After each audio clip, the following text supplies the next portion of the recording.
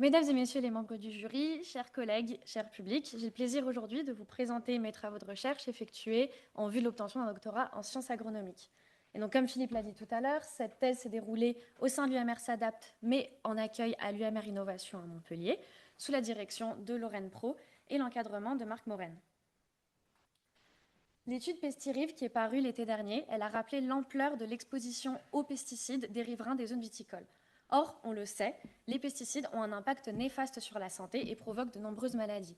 Ce qu'on sait aussi, c'est que ces pesticides, ils ont des impacts néfastes sur l'environnement, notamment sur la qualité de l'eau ou sur le déclin de la faune. De plus, on sait aussi que ces pesticides ont des effets cocktails avérés, mais dont on ne connaît pas forcément l'ampleur. Et donc ces éléments amènent à réduire massivement leur usage en agriculture. Pourtant, on n'arrive pas à baisser assez fortement l'usage de ces pesticides. Dans le dessin que vous voyez apparaître à l'écran, Rousseau essaye de montrer la nécessité de reconcevoir les systèmes agricoles pour dépasser les approches d'efficience et de substitution dont on sait qu'elles ne permettent pas aujourd'hui de réduire massivement l'usage des pesticides. De plus, de nombreux travaux montrent que l'enjeu des pesticides dépasse le niveau de l'agriculteur et donc ont des implications économiques et réglementaires. Et donc, pour ces raisons, il y a un intérêt à traiter cette question-là au-delà du niveau de la ferme. L'agronomie, pour d'autres enjeux de durabilité, elle a introduit des approches qui prennent en compte le contexte au-delà de la ferme pour des analyses. Et avec deux entrées principales, une première au niveau du paysage, qui va plutôt partir de l'espace pour identifier des fonctions écologiques et sociales. Et c'est une approche qui va être basée sur la composition de l'espace, sur son hétérogénéité, mais aussi les configurations dans l'espace de ses composantes. Et donc dans ce cadre, l'agriculture apparaît comme un fournisseur de services ou de disservices écosystémiques. Et donc dans ce cadre, les acteurs sont ceux qui observent le paysage et qui perçoivent ces services et qui définissent ces services en leur accordant de la valeur. Cette approche s'est traduite dans la landscape agronomie qui cherche à relier les pratiques agricoles avec les ressources naturelles et les configurations spatiales, ce qu'on retrouve dans le cadre Aladdin que vous voyez apparaître à l'écran. Ensuite, on a une autre entrée qui a été utilisée par les agronomes, c'est notamment l'entrée d'agronomie des territoires qui, elle, se fait plutôt par les acteurs et qui va considérer l'espace comme un ou plusieurs espaces de gestion.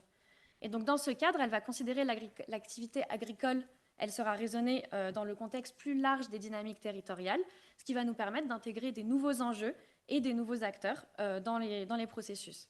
Ainsi, le territoire devient un support pour l'agronome pour l'action, et on a certains travaux qui appellent l'agronomie des territoires à intégrer à différents niveaux d'action au sein du territoire.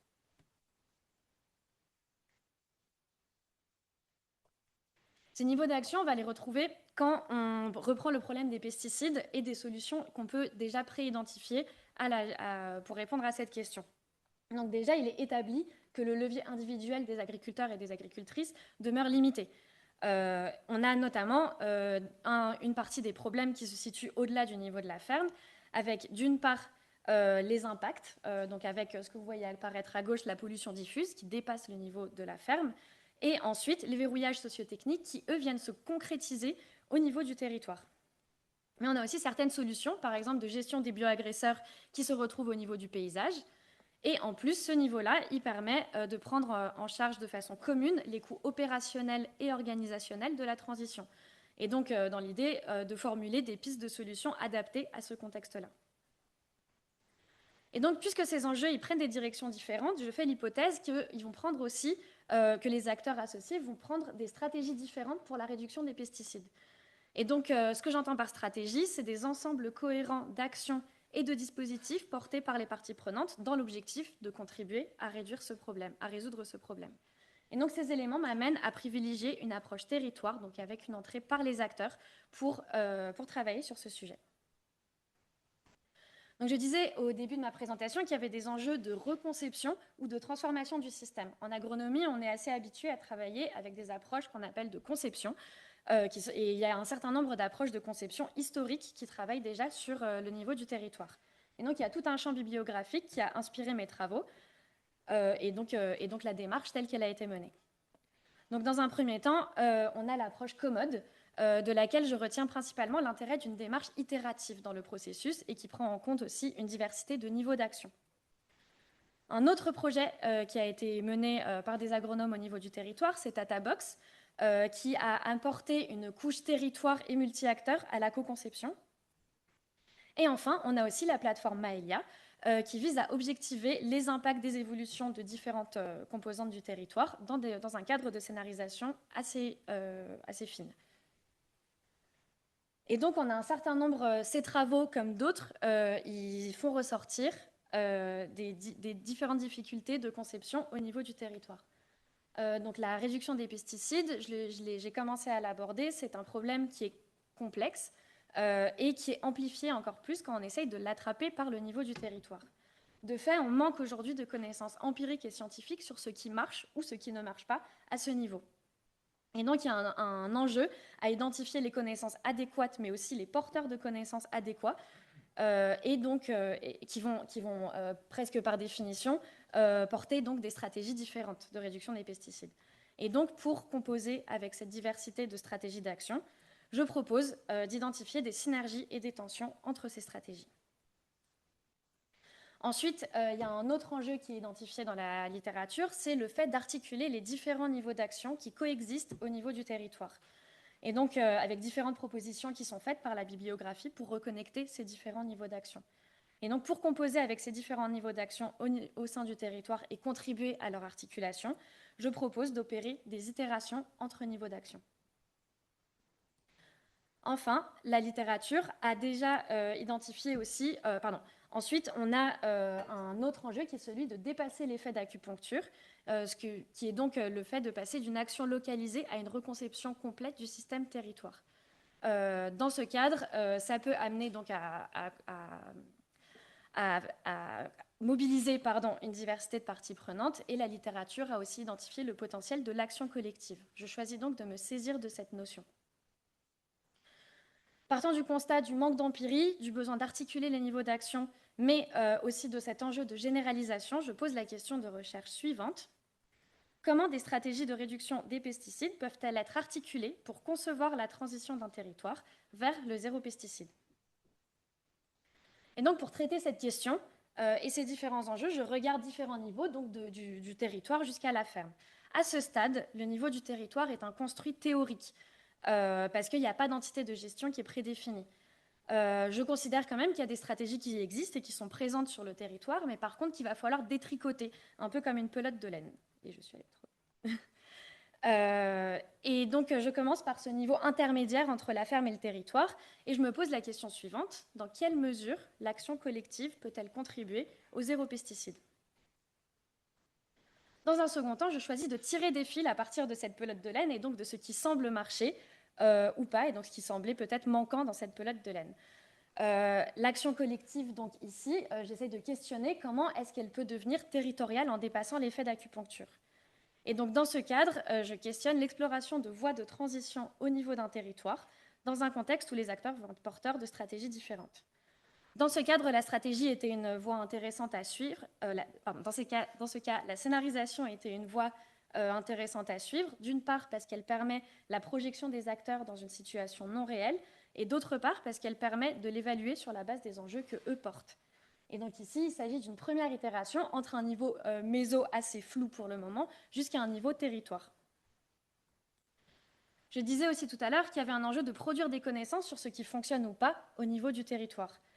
Et donc, il y a cette question de croiser les scénarios pour identifier les points qui impactent leur faisabilité au niveau du territoire. Et donc, je questionne ici quelles sont les pistes d'action au niveau du territoire qui émergent de la mise en discussion de ces scénarios.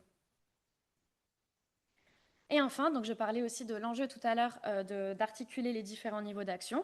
Et donc ici, il y a un enjeu à produire une itération vers le niveau ferme pour identifier des pistes d'action cohérentes à ce niveau.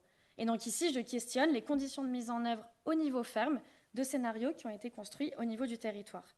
Et donc ces éléments à terme doivent peut-être pouvoir permettre de refaire dialoguer le niveau ferme avec les autres niveaux d'action qui coexistent sur le territoire.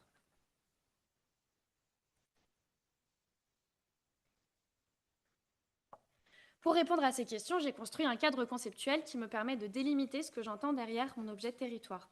Et donc ce cadre conceptuel a été mobilisé différemment selon les chapitres de ma thèse, et donc c'est ce que je vais dérouler ici. Donc dans ces travaux, il y a deux éléments qui sont essentiels. C'est premièrement les 3 dimensions Aladdin de la landscape agronomie que j'ai présentée tout à l'heure, à savoir les configurations spatiales, les pratiques agricoles et les ressources, qui sont donc le cadre sur lequel je m'appuie pour définir les éléments du territoire, mais également les parties prenantes des systèmes sociotechniques sur lesquels je vais avoir une entrée par leur niveau d'action. Et donc ces deux éléments se rencontrent tous au sein de l'action collective et les interactions entre ces éléments vont influencer la capacité du territoire à aller vers le zéro pesticide. Donc dans mon premier chapitre de thèse, le panorama des initiatives, je m'intéresse à la façon dont des initiatives de réduction des pesticides identifiées au niveau méso peuvent impacter les dimensions aladines du territoire, et donc pour comprendre comment elles peuvent contribuer au zéro pesticide. Dans la partie scénarisation, je me concentre donc plus sur les porteurs de connaissances préidentifiées du territoire.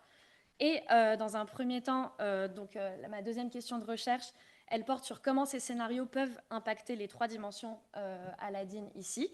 Et la troisième question de recherche, elle cherche à préciser les directions que peut prendre l'action collective. Et enfin, dans mon 4e chapitre intitulé « Retour à la ferme », je cherche à voir comment cette direction que peut prendre l'action collective au niveau du territoire doit s'adapter aux contraintes et aux spécificités des fermes. Et donc l'idée ici, c'est de comprendre d'une part comment la ferme peut répondre à cette action collective imaginée au niveau territoire, mais aussi comment elle peut capter des ressources auprès des autres acteurs du système socio-technique pour contribuer à la transition vers le zéro pesticide. Passons maintenant au matériel et méthodes.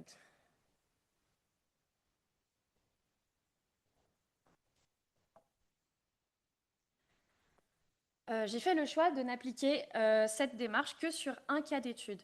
En effet, il y avait un enjeu dont je parlais d'articuler des connaissances empiriques et scientifiques sur un territoire, et donc ça a impliqué de se concentrer sur les existants. Pour cela, il a semblé assez évident de mobiliser une posture de recherche-action qui permet donc d'aller en profondeur dans les enjeux du territoire et dans les interactions avec les parties prenantes de ce territoire. Le cas que j'ai choisi, c'est la plaine ouest de Montpellier. C'est donc une plaine périurbaine et méditerranéenne qui se situe entre Montpellier et Sète. Il s'agit également d'un des territoires cas d'étude du projet Bicréative qui finance cette thèse. On est sur un territoire qui est historiquement viticole et qui est exposé à un certain nombre d'enjeux forts, avec par exemple le risque d'incendie. Donc ça, c'est une photo qui a été prise cet été après un incendie qui a eu lieu juste au-dessus de la plaine. Mais également des enjeux en lien avec la spéculation foncière et la proximité avec la ville, et donc des problématiques très fortes autour de l'enfrichement. Ce cas particulier présentait aussi un certain nombre d'avantages, avec la vigne qui est historiquement présente sur le territoire, mais qui est en transformation forte, avec d'une part des mouvements d'intensification forte des pratiques et de mécanisation. On voit sur la gauche une machine à vendanger, par exemple, mais aussi une culture qui est en retrait. Donc on sait aussi qu'il y a des campagnes d'arrachage nationales qui viennent d'être lancées. Le territoire est touché par ces éléments. Et donc le retrait de la vigne, il laisse la place aussi à des nouveaux systèmes de production sur le territoire. Par exemple, ça fait déjà quelques temps qu'on a une présence de culture de semences de reproduction en grande culture. Mais on a aussi, par exemple, du maraîchage sur des petites surfaces qui apparaît, ou encore dans les interstices, des pratiques émergentes qui apparaissent. Donc là, on voit une parcelle de vigne fraîchement arrachée qui est pâturée par des moutons.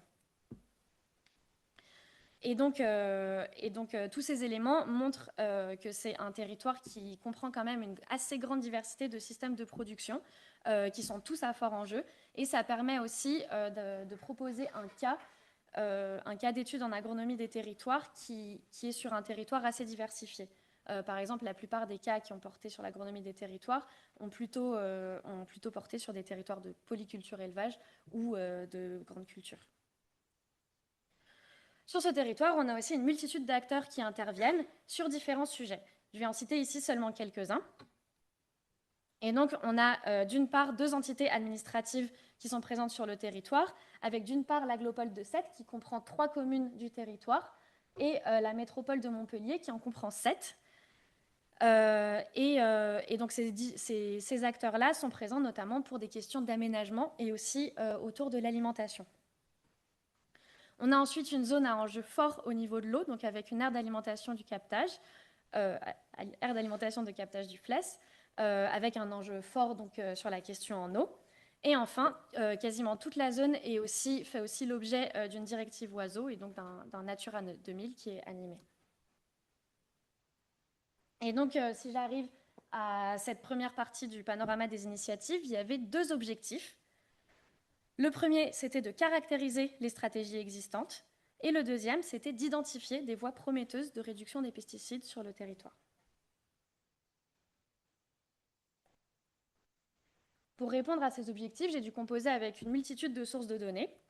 J'ai commencé par organiser un atelier de restitution de travaux qui avaient été faits précédemment sur le territoire. Donc, c'est un diagnostic sociotechnique des freins et leviers à la réduction des phytosanitaires en vigne. Et donc, cet atelier, ça a été l'occasion de discuter avec des acteurs du territoire des différentes initiatives d'action collective présentes et qui contribuent à la réduction des pesticides.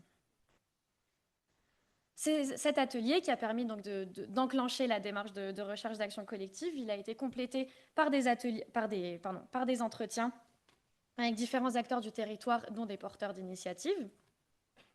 Et enfin, tout ça a été complété par d'autres sources de données comme des tours de plaine, des observations participantes, mais aussi 3 présentations qui ont été faites à des experts du territoire dans l'optique de valider et de compléter éventuellement ces résultats.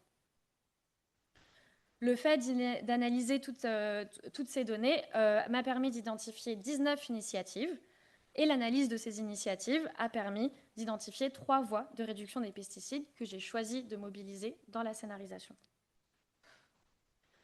Et donc j'en arrive à la phase scénarisation et d'abord je voudrais essayer de clarifier ici pourquoi j'ai fait le choix de la scénarisation et quel choix j'ai fait pour la scénarisation. Donc la première raison pour laquelle j'ai choisi ça, c'était que la scénarisation est connue pour pouvoir projeter les acteurs dans une situation fictive, ce qui peut permettre de les impliquer, de les engager plus dans un processus de transition. Ensuite, l'idée, c'était aussi de pouvoir prendre en compte donc, les différentes stratégies présentes sur le territoire, donc, comme je le disais tout à l'heure. Et donc, il y a eu le choix de prendre en compte des stratégies existantes sur le territoire, issues du panorama, d'en faire des scénarios contrastés pour essayer d'aller au-delà du consensus mou et donc essayer de faire ressortir les oppositions, mais aussi les points de dialogue entre les stratégies pour articuler des pistes d'action. J'ai fait 2 hypothèses qui ont été structurantes dans les choix méthodologiques autour de la scénarisation. Tout d'abord, la première hypothèse, c'était qu'il allait falloir combiner des connaissances différentes, donc notamment des connaissances autour des pratiques et des connaissances autour de l'aménagement, ce qui était un premier résultat issu du panorama. Pour cela, il fallait documenter les pratiques et donc pouvoir rentrer dans le détail des pratiques agricoles. Il fallait aussi pouvoir utiliser un certain nombre d'indicateurs dans l'objectif de montrer comment chacun des enjeux du territoire était impacté par les stratégies de réduction des pesticides dans les scénarios. Et donc l'objectif, c'est de viser des changements assez forts de l'ensemble du territoire, mais sur la base de l'existant. Pour cette raison, l'horizon temporel choisi est un changement de génération. J'ai fait le choix d'utiliser l'outil et la démarche Coquelicot qui présentait un certain nombre d'avantages. Tout d'abord, c'est un outil qui est relativement simple et qui se combine avec une démarche participative. Le fait que cet outil soit simple, il permettait tout simplement de pouvoir l'appliquer et le mobiliser assez rapidement dans le cadre d'une démarche de thèse avec les acteurs. Ensuite, cet outil se base sur les itinéraires techniques qu'on identifie sur le territoire et donc il permet de documenter les pratiques. Et de plus, il permet une assez grande flexibilité dans l'utilisation d'indicateurs, dans l'utilisation et la construction d'indicateurs. Donc on peut adapter les indicateurs en fonction des enjeux auxquels on veut s'intéresser. De plus, c'est un modèle qui est basé sur de l'optimisation sous contrainte. Et donc la base du modèle, c'est de partir de l'existant et de contraindre certains éléments. Et donc ça permet aussi d'identifier les synergies et tensions entre les scénarios. Et donc, cette optimisation sous contrainte nous permet d'obtenir des assolements redistribués. Ces scénarios sont aspatiaux, donc l'outil Coquelicot ne permet pas de faire ça. À ce stade, ce n'était pas souhaité parce qu'il y avait justement cette entrée beaucoup plus par les acteurs qui prenaient le dessus dans le cadre des choix qui ont été faits pour la scénarisation. Et donc, cette démarche de scénarisation, elle s'est déroulée en 3 étapes. Donc la première étape, c'était donc d'amplifier les pistes existantes de réduction des pesticides, donc à partir de cette pelote de laine. Et donc pour cela, pour construire ces scénarios, il me fallait modéliser le territoire actuel. Et donc pour cela, j'ai mobilisé différentes données qui m'ont permis d'identifier des cultures. Donc j'ai dû opérer certaines simplifications. Et donc j'ai identifié ces 6 cultures principales du territoire. Et ensuite, et en plus de ça, j'ai identifié la friche comme occupation du sol, qui est donc, que j'ai identifié comme un enjeu important pour le territoire. Et ensuite, j'ai identifié 5 modes de conduite pour le territoire, qui sont ici indiqués du plus conventionnel au plus en rupture. Et je fais un petit point très rapide sur le mode élevage plus. Donc le mode élevage plus intègre directement l'élevage sur les parcelles, sauf pour la luzerne. Et donc pour ce territoire, on a un enjeu fort au niveau des ressources et aussi de la mobilité. Donc c'est caractéristique des territoires méditerranéens. Et donc pour cela, l'hypothèse qui est faite, c'est qu'on part sur un élevage de petits ruminants. Et donc à partir de ces données, j'ai pu reconstituer des itinéraires techniques pour chaque combinaison de culture et mode de conduite. Et j'ai construit ou mobilisé 22 indicateurs qui m'ont permis de construire, quand je les ai combinés ensemble, une matrice technique. Donc cette matrice technique reprend les valeurs des indicateurs pour chacune des combinaisons de culture et mode de conduite. Et donc elle se décline pour chacune des situations culturelles. Et ensuite, ces indicateurs, ils me servent à optimiser et contraindre les scénarios. Donc je développe ici juste le scénario mosaïque paysagère que je vais développer ensuite en résultat. Et donc pour le scénario mosaïque paysagère, ce qui a été fait, c'était de maximiser l'indicateur biodiversité qui a été construit pour l'occasion, et ensuite d'apposer des contraintes pour produire un assolement qui reste diversifié pour que ce soit favorable à la biodiversité. J'ai donc abouti de cette façon à 3 scénarios d'assolement qui étaient donc issus de stratégies déjà portées par les acteurs, mais donc il y avait un besoin de les valider et de les ancrer dans le territoire. Et donc pour cela, j'ai mobilisé des connaissances, mais donc les porteurs de connaissances associés et adéquats dans ces ateliers pour compléter chacun des 3 ateliers, chacun des 3 scénarios en fonction des enjeux qu'ils soulevaient. Et donc j'ai organisé 3 ateliers avec des acteurs différents. Donc à chaque fois, c'était des acteurs plutôt issus de l'aménagement. Par exemple, il y a eu des acteurs du conseil, des collectivités ou des associations naturalistes qui étaient présents. Et donc pour chacun des ateliers, j'ai fait des choix d'animation différents qu'on peut aussi discuter.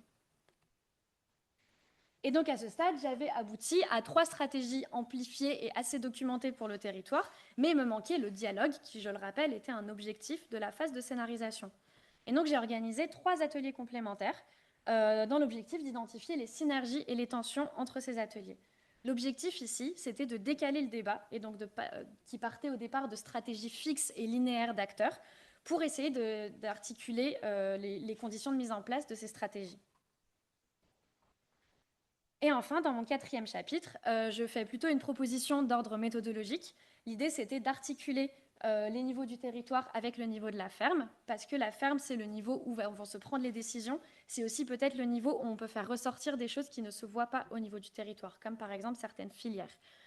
Et donc, j'ai construit dans ce cadre un plateau qui vise à montrer la ferme dans son contexte territorial et sociotechnique et qui part donc des pratiques, des ressources et des organisations et des dimensions organisationnelles de la ferme pour identifier la transition dans laquelle peut aller la ferme, mais ensuite en la repositionnant dans un contexte plus large et en essayant d'identifier des sources ou des ressources de soutien pour la ferme. Donc c'est centré sur la ferme, mais en prenant en compte le contexte plus large.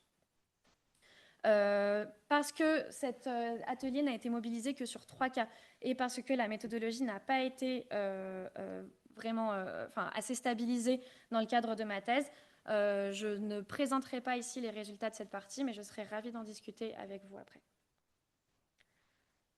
Passons maintenant au panorama des initiatives.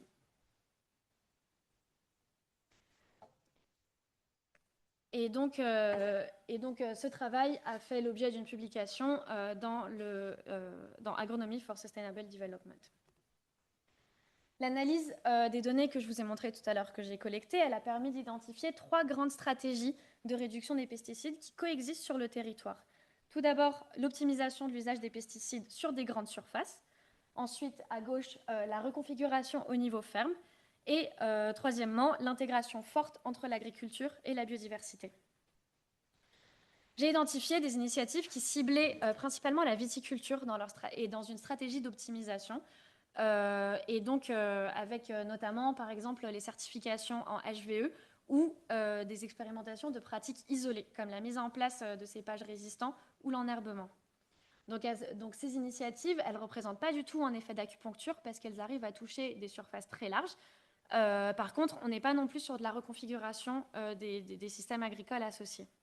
Ces éléments corroborent des travaux existants sur le fait que l'optimisation est une stratégie qui ressemble à ce que font les filières en matière de réduction des pesticides. D'un autre côté, on a identifié des initiatives qui visent la reconfiguration des fermes en intégrant fortement la biodiversité. Et ces initiatives, donc, elles mettent en avant des nouvelles formes de production et la mise en place de sets de pratiques favorables à la biodiversité. Mais pour le moment, il s'agit plutôt d'acupuncture. Ensuite, on a certaines initiatives comme les paiements pour services environnementaux qui ne visent pas forcément la transformation des pratiques, mais plutôt la valorisation de pratiques existantes. Et ces initiatives, elles portent une stratégie de préservation de la biodiversité avant tout. Ensuite, on a un certain nombre d'initiatives plus ou moins coordonnées autour du soutien technique et financier aux conversions à l'agriculture biologique. Et enfin, on a une initiative qui se démarque parce qu'elle vise à développer une filière de diversification à bas niveau d'impact sur le territoire avec une entrée en grande culture. De fait, cette initiative a plutôt touché la viticulture qui souhaitait se diversifier. Toutes ces initiatives identifiées, elles sont principalement soutenues par des fonds publics et des acteurs de l'aménagement. Et donc c'est pour cette raison que dans la partie scénarisation, j'ai choisi plutôt de me concentrer sur ces acteurs-là. Ce que montre ce panorama des initiatives, c'est que l'action collective en matière de réduction des pesticides, elle peut fonctionner, mais qu'il y a un enjeu à lier la réduction des pesticides avec d'autres enjeux du territoire. Ce qu'on a vu, c'est qu'on a beaucoup d'initiatives qui ciblent la viticulture et qui ne prennent pas forcément en compte les autres cultures du territoire, alors qu'on est sur un territoire dans son identité et dans sa configuration, on a cette présence d'une mosaïque paysagère. Mais il y a certaines initiatives qui y parviennent, notamment celle-ci qu'on voit en bas. Donc, c'est des initiatives sur des fermes qui sont très diversifiées et qui prennent en compte la biodiversité. Ce que montre aussi ce panorama, c'est qu'on a globalement un manque de dialogue entre l'agriculture et l'alimentation. Et sur ce point, il y a seulement une initiative qui s'est démarquée, donc en développant une filière, tout en proposant des évolutions concrètes pour l'agriculture. Ensuite, tout au long de l'analyse de ces initiatives, il y a l'élevage qui est apparu en filigrane. Et donc, ça montre qu'il y a une action assez diffuse sur le territoire. Et donc, c'est un signal faible que j'ai choisi de creuser pour la reconception vers... Donc, c'est l'élevage, donc il apparaît en filigrane dans certaines initiatives et c'est un signal faible dont je choisis de me saisir pour creuser un peu la reconception de ce territoire vers le zéro pesticide. Et donc, ces 3 stratégies que vous voyez apparaître à l'écran, c'est les 3 stratégies que je cherche à amplifier dans la partie scénarisation.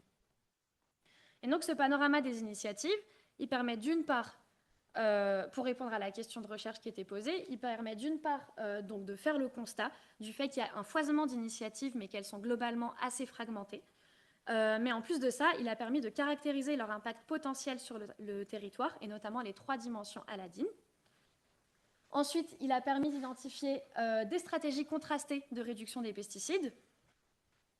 Et enfin, il m'a permis d'obtenir les 3 pistes que je cherche à explorer dans la phase de scénarisation. Passons maintenant à la partie scénarisation qui a fait également l'objet d'une publication dans le European Journal of Agronomy.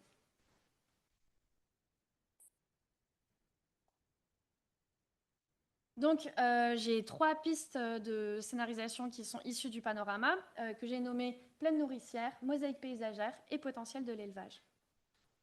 Donc, je choisis ici, pour des raisons de clarté et de temps, de ne présenter que ce qui s'est passé dans le scénario mosaïque paysagère.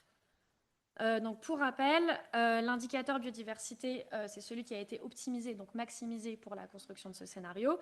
Et ensuite, j'ai apposé des contraintes sur le maintien d'une mosaïque paysagère et aussi d'autres contraintes en lien avec la biodiversité, comme par exemple l'augmentation de la part d'infrastructures agroécologiques. quand on regarde ce scénario, on obtient une évolution de la répartition des cultures avec notamment une forte baisse de la vigne, au profit notamment de la prairie, de la céréale, mais aussi de la friche.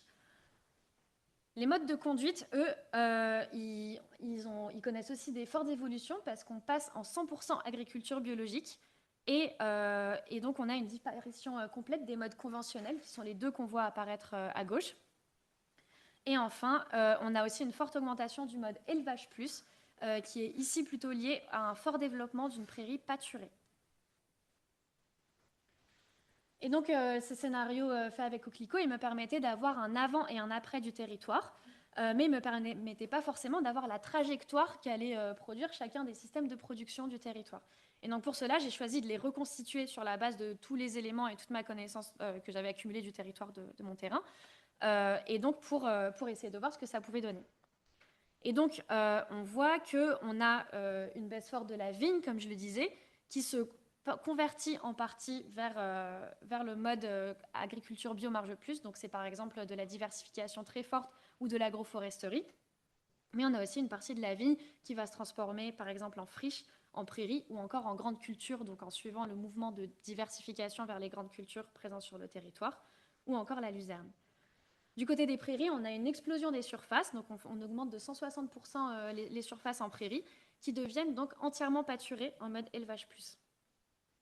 Les grandes cultures connaissent aussi une transformation, puisque déjà elles se convertissent à l'agriculture biologique. Et on a donc les céréales qui plutôt partent sur des débouchés longs, et les légumineuses qui partent sur des débouchés courts sur le territoire.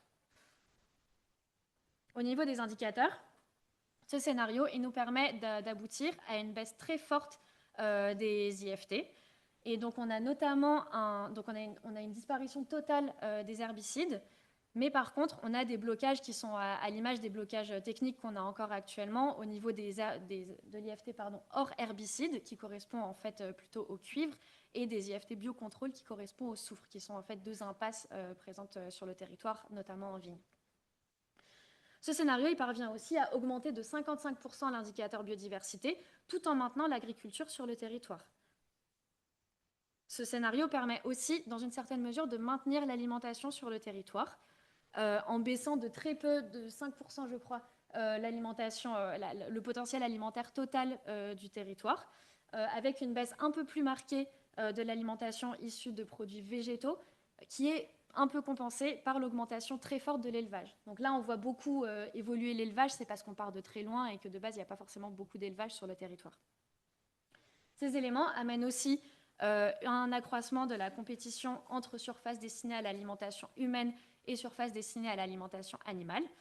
Et notamment, ce scénario, il amène un doublement des surfaces pâturées sur le territoire.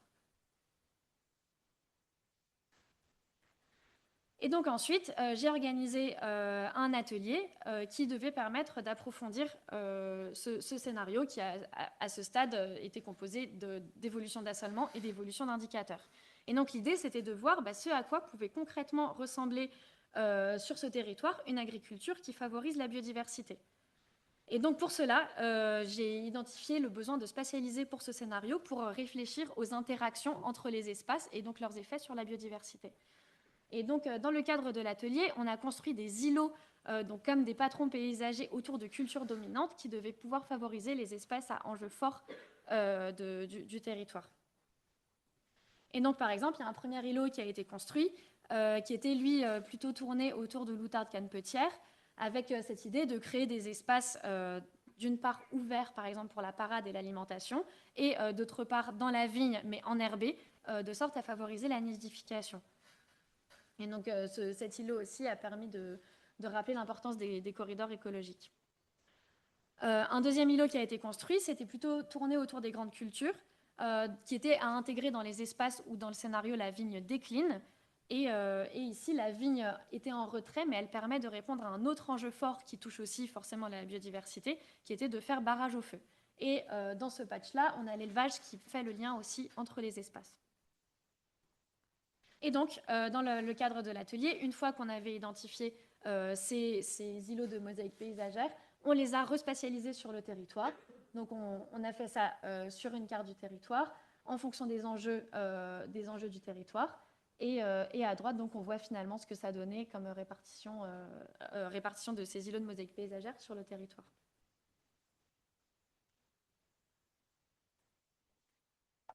Je passe maintenant à la mise en commun des 3 scénarios et aux 3 ateliers qui ont été faits sur les synergies et les tensions entre les scénarios.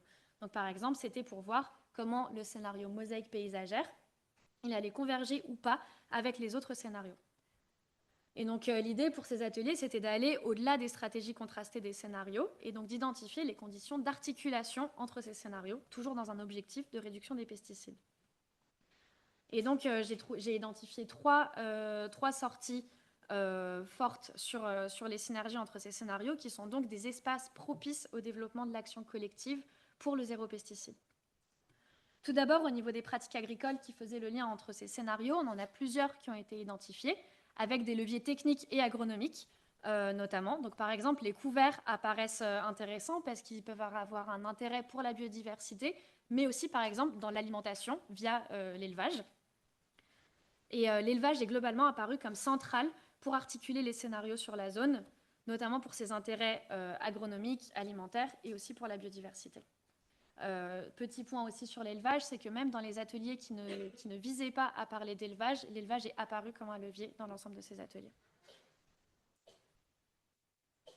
Ensuite, une deuxième grande piste ou voie à explorer qui est ressortie de ces ateliers, c'était différentes modalités pour la relocalisation de l'agriculture en recréant du lien entre agriculture et consommation.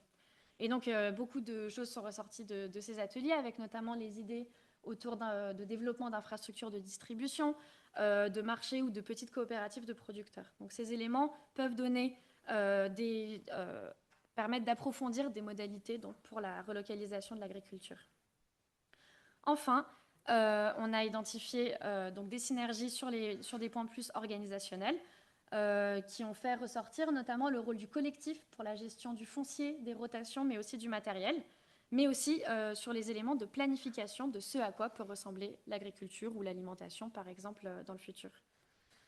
Et donc l'atelier 6, qui s'est déroulé sur une commune du territoire, il a permis d'aller assez loin dans la description de pistes d'action pour développer des liens entre agriculture et consommation, et notamment sur la partie planification.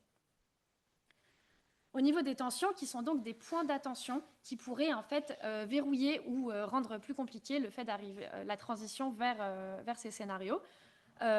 Donc c'est des points d'attention qu'il fallait encore documenter. Il y en a deux grands points d'attention qui sont ressortis, avec premièrement la question de la gestion des ressources et donc de la priorisation des ressources. Comment est-ce que sur un territoire méditerranéen viticole, avec des enjeux forts de réchauffement climatique, par exemple, on va prioriser la ressource en eau.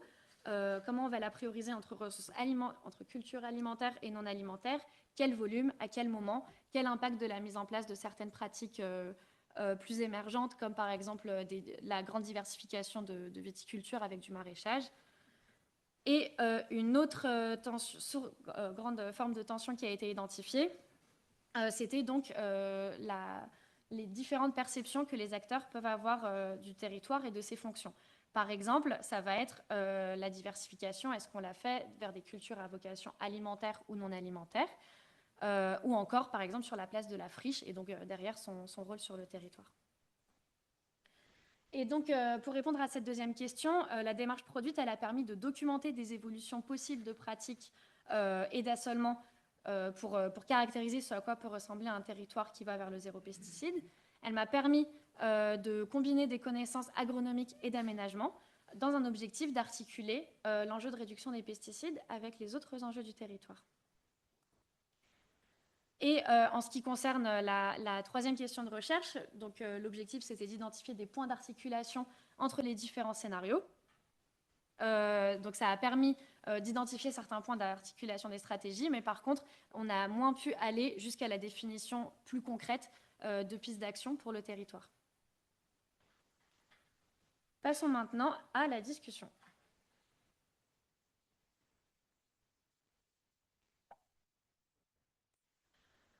Donc le postulat de départ de ma thèse, c'est cette idée de concevoir un territoire, pour aller vers le zéro pesticide. Et je propose ici de discuter qu'est-ce que ma thèse apporte à cette question initiale. Donc tout d'abord, il y avait un enjeu tout simple, enfin pas simple, de voir ce que c'est que la conception au niveau du territoire. J'en retiens deux choses. La première, c'est que donc, ça implique de travailler avec une diversité d'acteurs et donc de composer avec des stratégies multiples. Donc ça, c'est quelque chose que j'ai pu faire dans une certaine mesure dans le cadre de ma thèse, notamment via les scénarios et leur articulation. Ça implique aussi des relations de pouvoir dont j'ai conscience, mais que j'ai moins prises en compte dans la construction de cette démarche. Et ensuite, un autre élément que je retiens là-dessus, c'est cette difficulté ou ce besoin d'articuler les enjeux. Et donc ça, j'y ai contribué aussi par la démarche de scénarisation et de synergie et tension. Cette démarche, elle pose globalement aussi la question du lien entre les niches d'innovation et le système sociotechnique, le régime sociotechnique dominant. Et dans mon travail, je n'ai pas pu faire de lien direct entre ces différents éléments.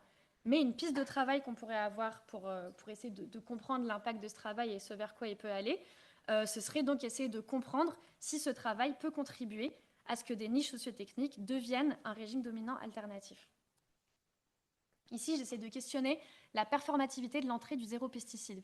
Est-ce que ça nous permet d'avoir des apports opérationnels sur la réduction des pesticides? Donc, dans le contexte de la plaine ouest de Montpellier, on a d'autres enjeux qui sont très forts et très prioritaires, avec par exemple des enjeux autour de la ressource en eau, du changement climatique ou de la pression foncière. Donc c'est lié à la situation méditerranéenne et périurbaine de ce territoire. Mais ces différents enjeux, ils sont très forts dans le sens où ils peuvent remettre en question la présence même d'agriculture sur le territoire. On est sur un territoire qui a perdu 10% de sa SAU en 10 ans en lien avec ces enjeux-là.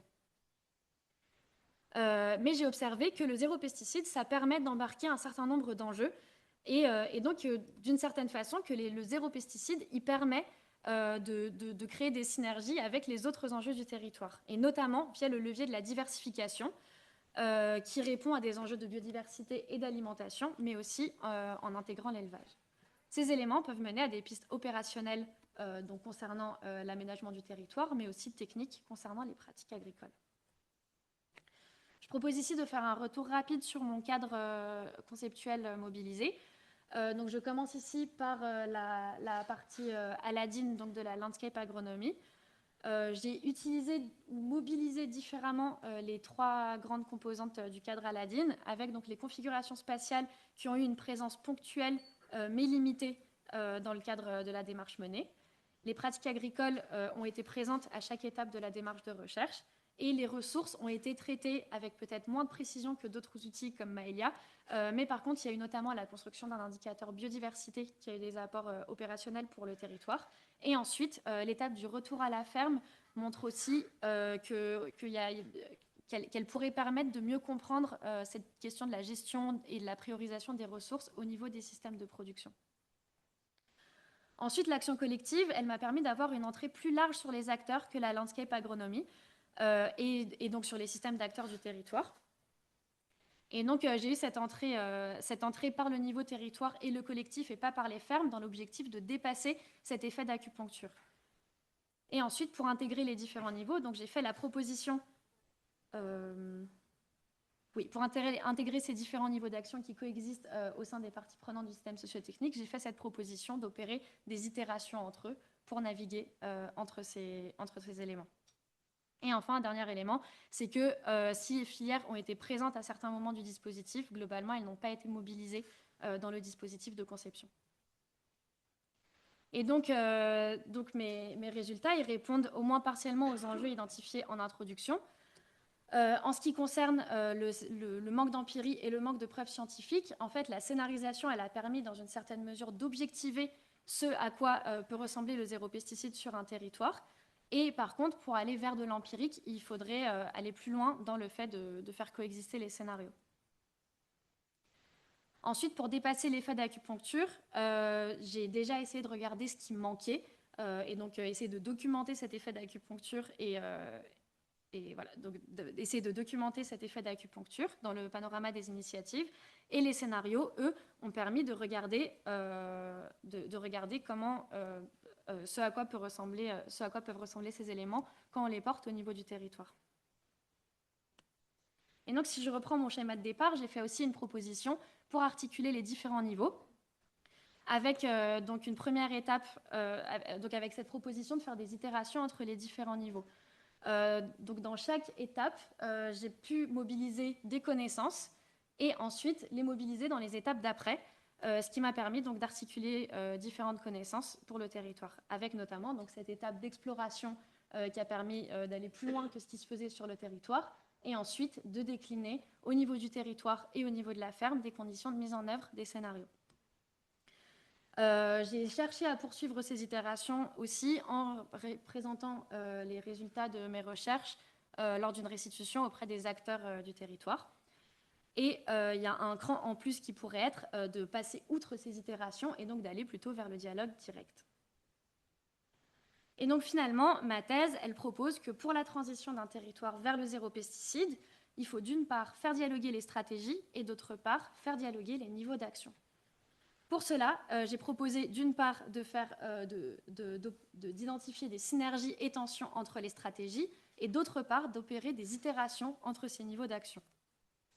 Ces éléments m'ont permis d'avoir des apports conceptuels pour l'agronomie des territoires, des apports scientifiques pour la conception au niveau d'un territoire et des apports opérationnels pour rendre possible la transition vers le zéro pesticide, mais qui reste à approfondir. Et donc, je propose 2 pistes de perspective. La première sur le fait d'aller plus loin dans le travail autour de la coexistence entre les systèmes de production du territoire. Et enfin, sur le fait de réussir à inclure les filières, mais aussi les acteurs qui ne sont pas forcément d'accord avec ces scénarios dans le processus. Je vous remercie.